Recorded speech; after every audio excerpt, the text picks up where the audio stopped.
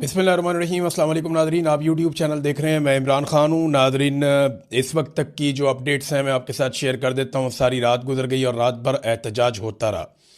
इस वक्त इस्लामाबाद में रेड जोन में 3 जगहों पे एहतजाज हो रहा है, जिसकी वजह से बेचैनी है। देखें, रेड जोन में एहतजाज होता है तो उसका इम्पैक्ट आता है, ऐसा नहीं है कि नहीं आता, लेकिन जिस नौयत का एहतजाज होना चाहिए था उस नौयत का एहतजाज नहीं हो पाया।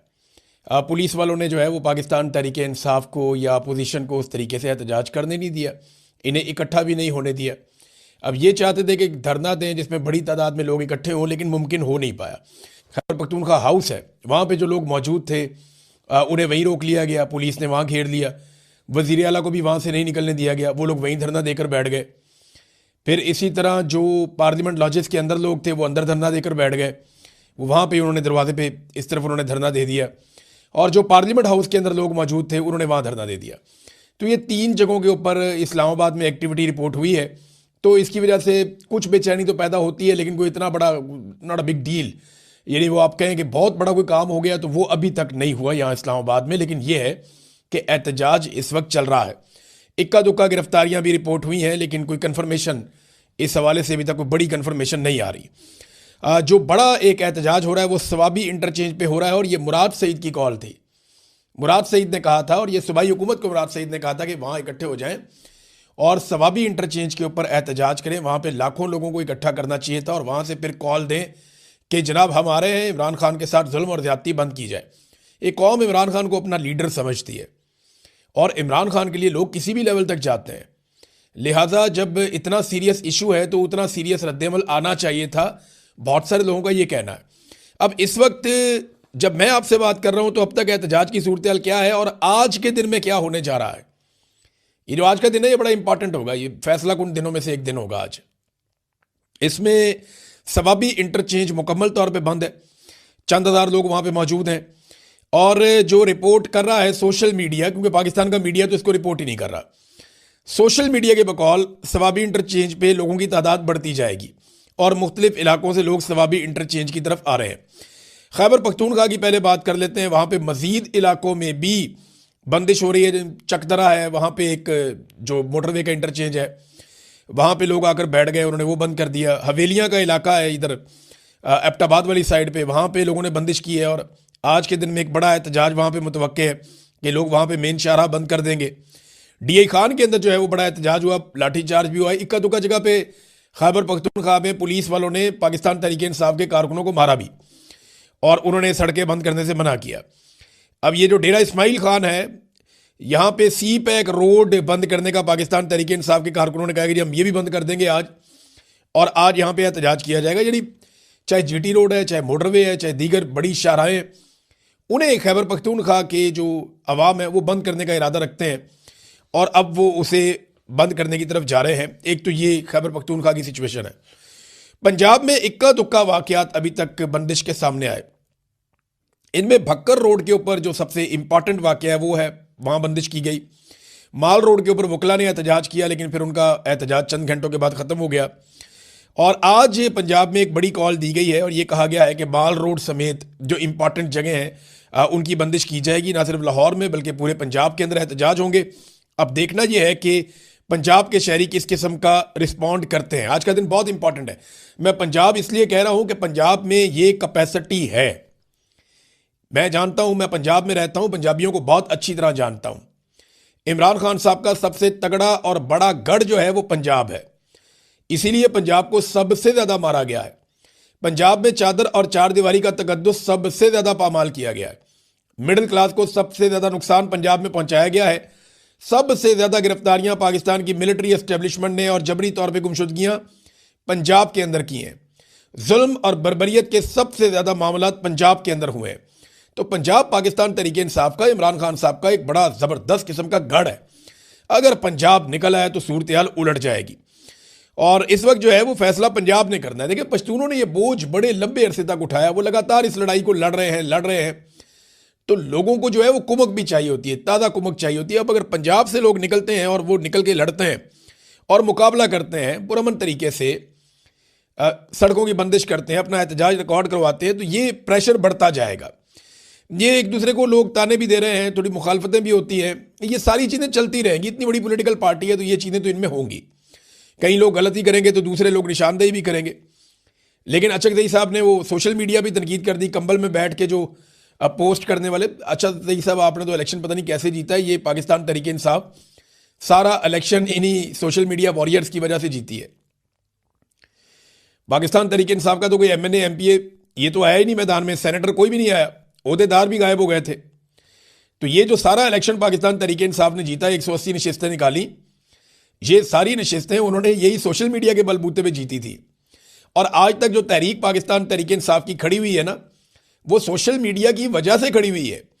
और जो कुछ आप आज एक मकबूलियत आपको मिल गई है, या आप जो मामला उठा रहे हैं, आपको तो नेशनल मीडिया दिखाई नहीं रहा। आप भी आज जहां पे पहुंचे हैं सोशल मीडिया की वजह से पहुंचे हैं। तो जहां इतनी सारी सोशल मीडिया से आपको सपोर्ट मिलती है, अगर कहीं भी कोई शिकवा होता है तो आप बड़े आदमी हैं, बर्दाश्त कर लिया करें। क्योंकि सोशल मीडिया इमरान खान के मामले में बड़ा हसास है। वो फिर किसी का भी लिहाज नहीं करते, चाहे वो अचकज़ई हो, चाहे वो कोई और हो, चाहे वो वज़ीर आला हो। बड़े बड़े इमरान खान साहब के करीबी साथी वो भी इसके नरगे में आए। तो इमरान खान के साथ सोशल मीडिया की अपनी एक वाबस्तगी है।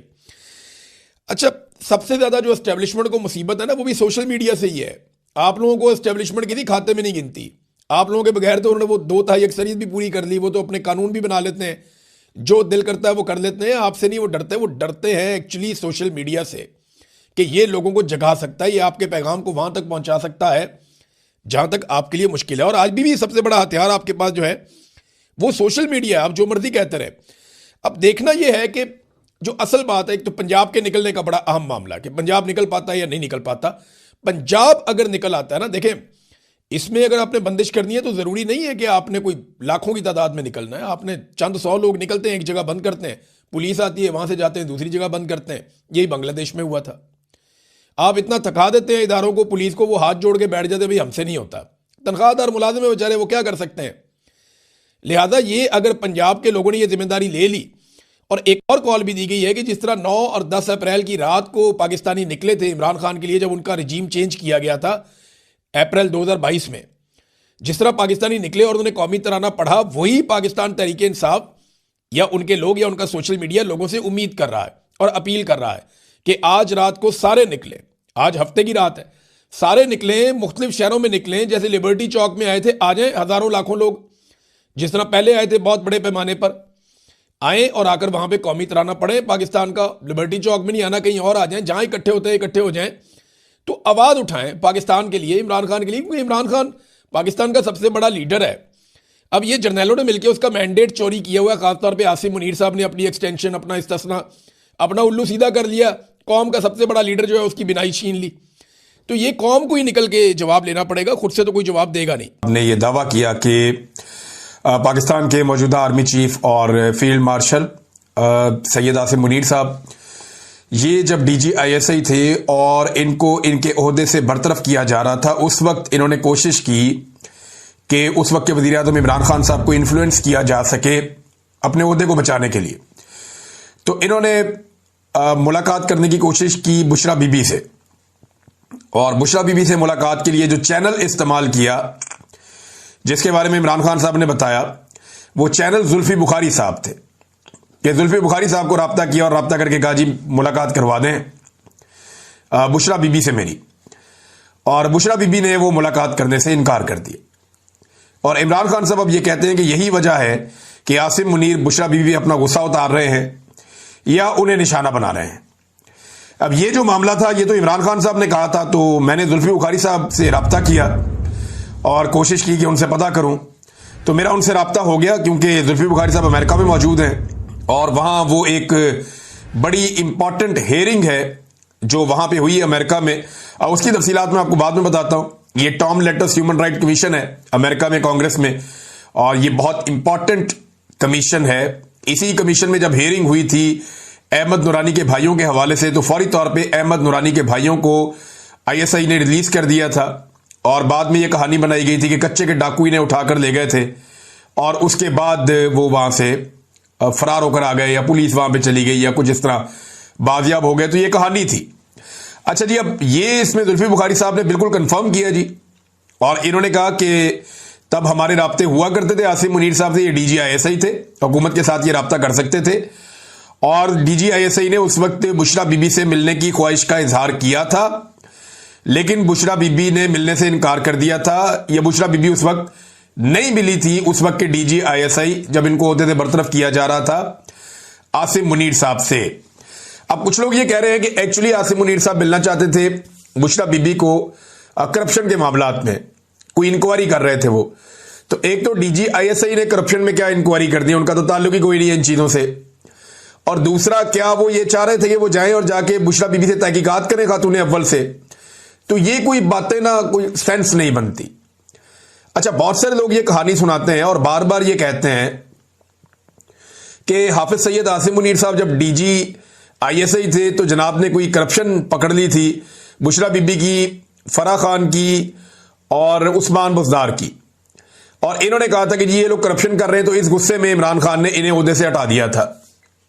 ये अब जो कहानी मार्केट में फ्लोट की गई आज से 2-2.5 साल पहले, वो ये है। हालांकि इससे पहले किसी को इस कहानी का पता भी नहीं था, कोई अलिफ बे भी नहीं थी इस कहानी की, लेकिन अचानक से ये कहानी मार्केट में फ्लोट की गई कि ये जनाब हुआ था। देखिए, अब वही आसिम मुनीर साहब मुल्क के स्याह और सफेद के मालिक बने हुए हैं। अब वो फील्ड मार्शल भी हैं, आर्मी चीफ भी हैं, और ये हुकूमत भी उनके कदमों में बैठी हुई है। तो जो चाहे वो करें। कल वो अहमद वली खान ने ठीक बात की ना कि मौजें तो सारी जो हैं वो इधर हैं और इनको तो कोई छेड़ नहीं सकता। तो ताकत तो सारी जनाब, ताकत का जो मंबा है वो तो आर्मी चीफ हाउस है, इस वक्त उनके पास है ताकत GHQ में। और मामला ये है कि अब सारी ताकत आपके पास है, तो पकड़े उस्मान बुज़दार को, पकड़े फराह खान को, और केस बनाए बुशरा बीबी पे उस करप्शन का जिसको पकड़ा था आसिम मुनीर साहब ने, और उनके पास कोई फाइल थी। क्या आज तक वो फाइल सामने आई? नहीं। क्या आज तक उस फाइल के कोई इल्जाम प्रैक्टिकली सामने आए? नहीं। इल्जाम क्या था कि ये लोग कोई अफसरान की ट्रांसफर पोस्टिंग करते हैं, जिसमें ये अफसरान की ट्रांसफर पोस्टिंग के लिए पैसा वसूल करते हैं। भाई, वो जो पैसा वसूल किया, रिश्वत लेना और देना दोनों जुर्म है। तो वो जो अफसरान रिश्वत देकर अपनी ट्रांसफरें ले रहे थे या अपनी पोस्टिंग्स करवा रहे थे, वो अफसरान किधर है? उनमें से कितने गिरफ्तार किए आसिम मुनीर साहब ने आर्मी चीफ बनने के बाद? 1, 2, 10, 20? कोई भी, एक भी नहीं। उस्मान बुज़दार कहां पे है? वो गर्मियां आजकल, तो वो आम ठंडे करके खा रहे हैं वहां पे दरिया में या स्विमिंग पूल में। तो उस्मान बुज़दार साहब को पकड़ लेते, उनसे पूछते कि आपने ये करप्शन क्यों की है। फराह खान के खिलाफ कौन सी कोई संजीदा एफर्ट हो रही है? कोई भी नहीं। चले, बुशरा बीबी तो जेल में है ना, तो बुशरा बीबी के ऊपर ही केस बना देते कि जनाब ये खातून ने ये पैसा वसूल किया, इस मद में वसूल किया, इस अफसर ने ये पैसा दिया और फलां फलां ट्रांसफर और पोस्टिंग हुई। अगर एक फाइल आसिम मुनीर साहब के पास थी तो वो फाइल आज कहां पे है? ये सारी ऐसा लगता है कि कहानी है। अगर ये सच होता तो आज ये चीजें हमारे सामने होती। आज ये चीजें जो है ना, वो इतने सारे इद्दत वाला केस बनाने की जरूरत तो ना पड़ती, ये अजीबोगरीब किस्म के भोंडे मुकदमात बनाने की जरूरत तो ना पड़ती। फिर तो सिंपल ये होता, तोशा खाना का केस बनाने की जरूरत भी ना पड़ती।